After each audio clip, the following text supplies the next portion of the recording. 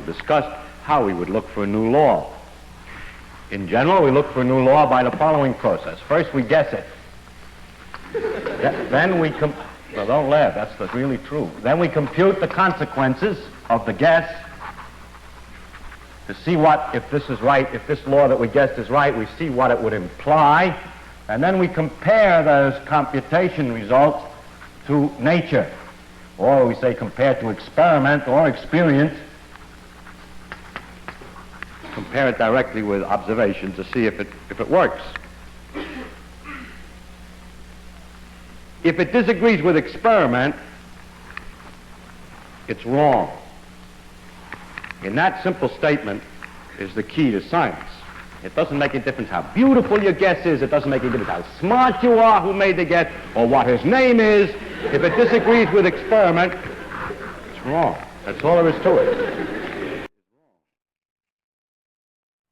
It's therefore not unscientific to take a guess, although many people who are not in science think it is. For instance, I had a conversation about flying saucers some years ago with laymen. Because I'm scientific, I know all about flying saucers. So I said, I don't think there are flying saucers. So my antagonist said, is it impossible that there are flying saucers? Can you prove that it's impossible? I said, no, I can't prove it's impossible. It's just very unlikely. That, they say, you are very unscientific. If you can't prove it impossible, then how can you say it's likely, that it's unlikely? Well, that's the way, that is scientific. It is scientific only to say what's more likely and less likely, and not to be proving all the time possible and impossible. To define what I mean, I finally said to him, listen, I mean that from my knowledge of the world that I see around me, I think that it is much more likely that the reports of flying saucers are the results of the known irrational characteristics of terrestrial intelligence rather than the unknown rational efforts of extraterrestrial intelligence. It's just more likely, that's all. And it's a good guess. And we always try to guess the most likely explanation, keeping in the back of the mind the fact that if it doesn't work, then we must discuss the other possibilities. There was, for instance, for a while, a phenomenon called superconductivity. There still is the phenomenon, which is that metals conduct electricity without resistance at low temperatures, and it was not at first obvious that this was a consequence of the known laws with these particles, but it turns out that it has been thought through carefully enough, and it's seen, in fact, to be a consequence of known laws. There are other phenomena, such as extrasensory perception, which cannot be explained by this known knowledge of physics here, and it is interesting, however, that phenomenon has not been well established, and that we cannot guarantee that it's there. So if it could be demonstrated, of course that would prove that the physics is incomplete, and therefore it's extremely interesting to physicists, whether it's right or wrong, and many, many experiments exist which show it doesn't work. The same goes for astrological influences.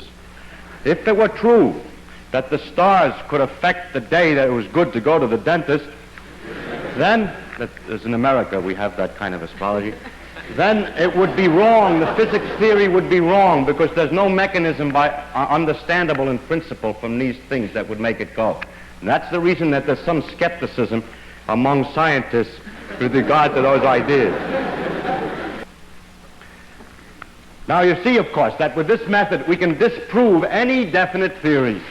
You have a definite theory, a real guess from which you can really compute consequences which could be compared to experiment, and in principle we can get rid of any theory. We can always prove any definite theory wrong. Notice, however, we never prove it right. Suppose that you invent a good guess, calculate the consequences, and discover that every consequence that you calculate agrees with experiment. The theory is then right? No, it is simply not proved wrong. Because in the future, there could be a wider range of experiments, you can compute a wider range of consequences, and you may discover then that the thing is wrong. That's why laws like Newton's laws for the motion of planets last such a long time. He guessed the law of gravitation, calculated all the kinds of consequences for the solar system and so on, compared them to experiment, and it took several hundred years before the slight error of the motion of Mercury was developed. During all that time, the theory had been failed to be proved wrong and could be taken to be temporarily right, but it can never be proved right, because tomorrow's experiment may succeed in proving what you thought was right wrong. So we never are right. We can only be sure we're wrong. However, it's rather remarkable that we can last so long. I mean, have some idea which will last so long. I must also point out to you that you cannot prove a vague theory wrong. If the guess that you make is poorly expressed and rather vague, and the method that you use for figuring out the consequences is rather a little vague, you're not sure, I mean, you say, I think everything's because it's all due to Mughals, and Mughals do this and that more or less, so I can sort of explain how this works, then you see that that theory is good because it can't be proved wrong. If the process of computing the consequences is indefinite, then with a little skill, any experimental result can be made to look like an expected consequence. You're probably familiar with that in other fields. For example, A hates his mother. The reason is, of course, because she didn't caress him or love him enough when he was a child. Actually, if you investigate, you find out that, as a matter of fact, he did love him very much and everything was all right. Well, then, it's because she was overindulgent when he was a child. So by having a vague theory, it's possible to get either result. Oh, wait. Now, the cure for this one is the following. It would be possible to say, if it were possible to state ahead of time how much love is not enough and how much love is overindulgent exactly, and then there would be a perfectly legitimate theory against which you can make tests. It is usually said when this is pointed out, how much love is and so on, oh, you're dealing with psychological matters and things can't be defined so precisely. Yes, but then you can't claim to know anything about it.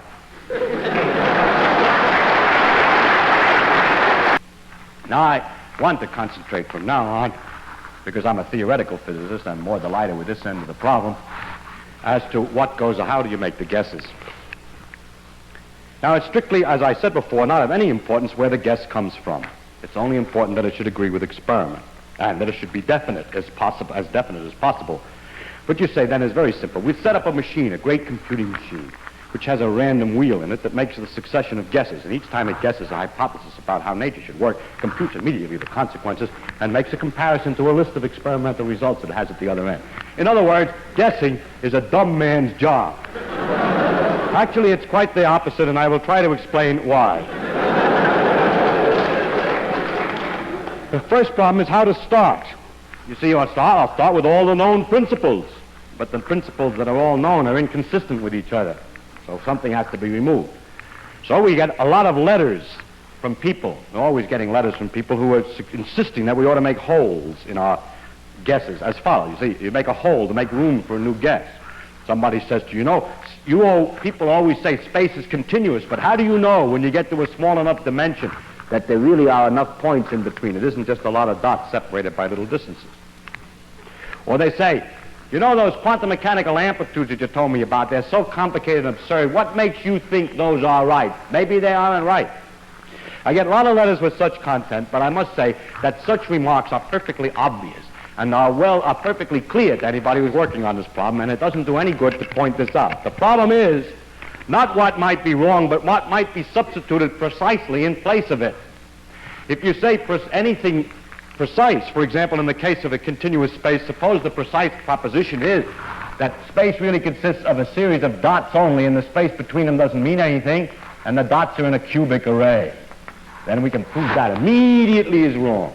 That doesn't work. You see, the problem is not to change or to say something might be wrong, but to replace it by something, and that is not so easy. As soon as any real, definite idea is substituted, it becomes almost immediately apparent that it doesn't work. Secondly, there's an infinite number of possibilities of these simple types. It's something like this. You're sitting working very hard, you work for a long time trying to open a safe, and some Joe comes along who doesn't know anything about what you're doing or anything except that you're trying to open a safe. He says, why don't you try the combination 10, 20, 30? Because you're busy, you're trying a lot of things. Maybe you already tried 10, 20, 30. Maybe you know that the middle number is already 32 and not 20. Maybe you know that, as a matter of fact, this is a 5-digit combination. There we have. So these letters don't do any good, and so please don't send me any letters trying to tell me how the thing is going to work. I read them to make sure that I haven't already thought of that. But it takes too long to answer them because they're usually in the class try 10, 20, 30.